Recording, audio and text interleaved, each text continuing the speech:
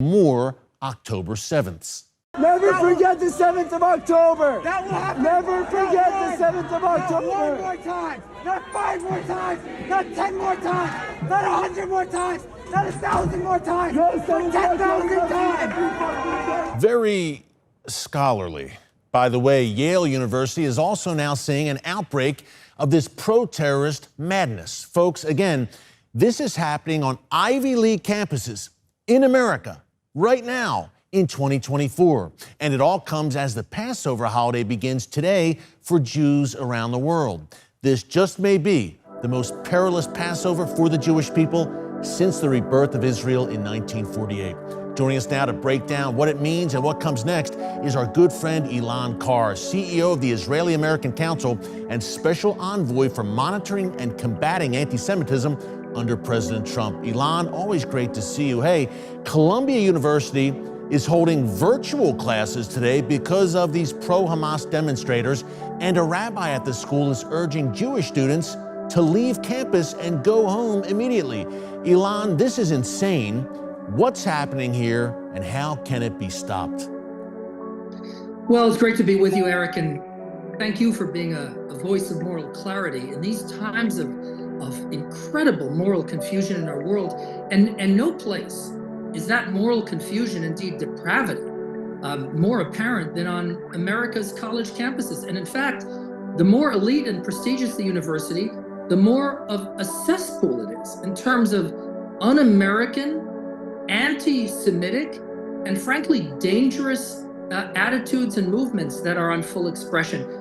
Columbia is in the news now, and with great justification given what's going on there. But as you point out, Eric, it's not only Columbia, it's Harvard, it's Yale, it's Columbia, it's Penn. That's on the East Coast, and then you can move all the way to the West Coast to the UC system. Cal Berkeley, my alma mater, of which I'm very proud, is a very difficult place.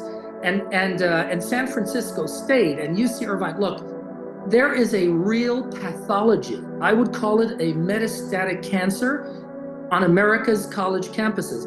And now that metastatic cancer has sadly spread to high schools, middle schools, and even elementary schools. And it is in the form of a Marxist, a radical, anti-American ideology that carries with it deep anti-Semitism, not only hostility to the Jewish state, but deep anti-Semitism. And I have to tell you, if we don't address this, our country is in danger. This isn't only about Jews. And yes, the campuses have become intolerable places for Jews in many cases. But this isn't only about Jews. This is about the future of our country. And if we don't address this, the American future is in jeopardy. Along those lines, Ilan, great point, by the way. Why should Christians care? Look, we've got a very large Christian audience right now, of course. Why should Christians care? Why do we have a stake in this fight for the Jewish people in about a minute we have here before the break? Well, I'll tell you, Christians should care because Jew hatred, anti-Semitism, is the world's chief manifestation of ungodliness. Throughout history, whenever you found a movement that is at its core ungodly, it manifests that hatred of spirituality through hatred of the Jewish people. And that's what we're seeing. Our country, the United States, is based on Judeo-Christian values. And so we've got to counter, again, not violating free speech, but we've got to counter these pro-terrorist, anti-American, anti-Judeo-Christian movements that are so dangerous on campuses today. And the fact that Jewish students are fleeing campuses, which, by the way, I don't advise. Let me be clear. I think the way to beat this is you stand your ground and you fight back. But the fact that some feel the need to flee tells you all you need to know. This has to be addressed. Ilan, it seems that October 7th has really brought the nastiest voices out of the woodwork and exposed people for what they really are. We're seeing it on college campuses, of course, and among the radical left, and we're even seeing it in the conservative movement where some have turned very sharply against Israel. Do you think a lot of that has to do with disinformation that's being spread about Israel, like this claim that the Jewish state is somehow hostile to Christians? Well, there's no question about it, but beyond, even before the misinformation, there are real anti-Semitic movements out there, and that's something that has to be addressed. I got to tell you, since October 7th, the organization I'm privileged to lead, the Israeli-American Council, IAC, we've handled, are you ready for this? We've handled 600 cases involving anti-Semitism with students, 300 in K through 12, and then another 300 on university campuses.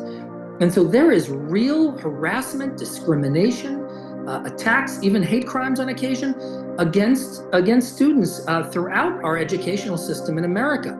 And this is a deep, deep problem. And so when you've got anti-Semitic movements spreading all around the country, well, no wonder people embrace misinformation, because they're looking to embrace misinformation.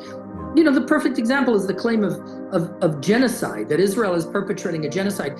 You can't imagine a statement, a claim more ridiculous and more demonstrably false. And yet people not only accept it, they propagate it. And so this is something we've got to counter. Jew hatred is alive and well and growing, and we have to fight it no matter what ideological camp it comes from. Yeah, and it's violent anti-Semitism, Ilan. It's violent threats of genocide, threats of physical harm, and more than threats, some carrying out physical attacks against Jewish students here in the United States. It's really astounding. When I think of the vanguard of global anti-Semitism, Ilan, I think of course, the Iranian regime, and we see cheerleaders for that Iranian attack on April 13th, that unprecedented barrage against Israel. We also had a NATO member nation, Turkey, the Turkish leader Recep Erdogan, hosting Hamas leader Ismail Haniyeh over the weekend. Can you talk about this global support we're seeing in some quarters like Iran, like Turkey, for a terrorist movement, a genocidal terrorist movement known as Hamas, and what the response should be from the leader of the free world and Western leaders to this? Well, that's right, Eric. You hit the nail on the head. Look, the head of the snake is Iran. Iran is responsible for an enormous amount of mischief in the world today through its proxies, Hezbollah, Hamas, the Houthis in Yemen, and others, militias in Iraq. They are doing profound damage, not only to Jews, but to the Arab world. They're undermining Arab democracy. They're undermining Arab normalization with Israel. And they are a clear threat to peace and security in the world. What we should be doing, you know, as the world superpower and as leaders of the free world, is we should be containing the Iranians. We shouldn't be helping the Iranians or giving them platforms or looking the other way as they sell oil in violation of sanctions. We should be containing them. We should be bringing them to their knees, because if they don't have the money to fund terrorism, the whole world is a safer place.